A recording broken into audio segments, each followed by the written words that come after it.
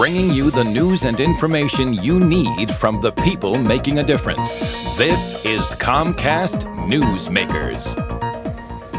Hi everybody, welcome to Comcast Newsmakers. I'm Tony Hill.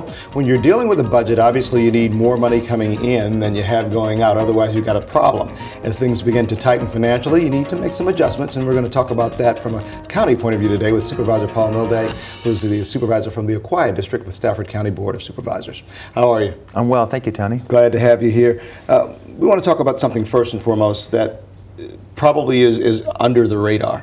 In terms of the budget that they receive and even just the job that they end up having to do. That's the SPCA. Right. There are an awful lot of animals that don't have a home, and the SPCA simply can't handle them all, and unfortunately some of those animals end up being put down. Right. Well, there's an SPCA in Spotsylvania County, but Stafford County doesn't yet have an SPCA. Our animal shelter has to handle all of the animal welfare, if you will, and we're euthanizing about 3,000 cats and dogs a year. Wow. For lack of, a lot of times for lack of space and lack of budget. And a lack of homes to put them in. Yeah, right, or the outreach program that could exist to help with that problem doesn't exist for several different reasons. It's under the Sheriff's Department right now. There's a gentleman named Bill Hoyt who has started an SPCA, bought the land in Stafford, and will have to come before the board for a conditional use permit very, very soon.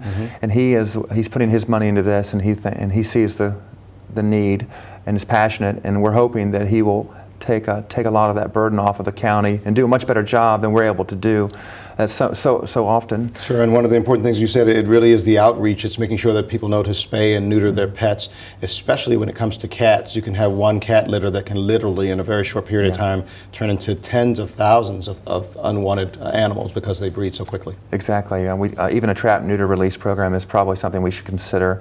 It's so often government doesn't do things as well as a private industry, things of that nature, animal welfare or drug treatment. All right. Let's move on to something that the county does have to do a good job at, and that is dealing with the court system and talking about a new courthouse in Stafford. Sure, that's a hot issue right now.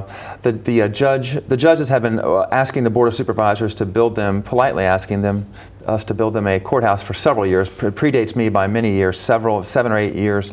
And of course, we built a lot of stuff in the last several years. We built 8 middle schools. The last one cost us $38 million, something like that. And now the judges, this was their turn to get their $33 million new courthouse with new courtrooms.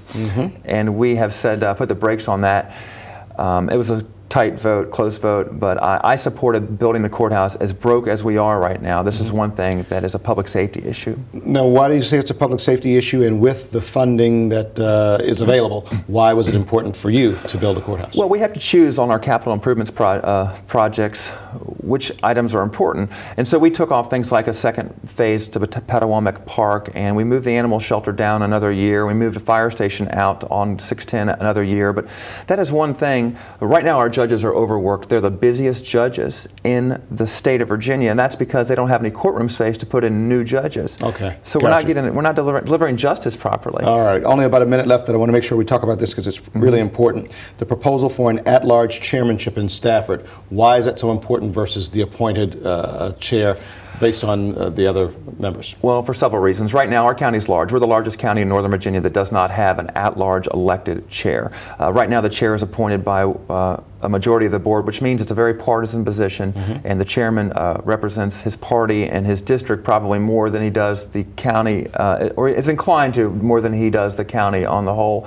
And it would also give every voter a second representative on the Board of Supervisors and a person that looks out for the county without being bias towards one district. The constituents would be able to put somebody in the lead position to reflect the entire county as opposed to a specific district. Exactly. All right. Well, thank you for coming and talking with us. This is going to be very, very interesting. It's a tough time economically, yes, but that's when some of the I think the best things can happen because you really have to pay very close attention to it and do the right thing. Thanks for coming. Thank you very much, Tony. All right. Good seeing you. That is Supervisor Paul Milde with the Acquired District of Stafford County Board of Supervisors. And for more on how Comcast is involved in your community, please check out On Demand and click at Local.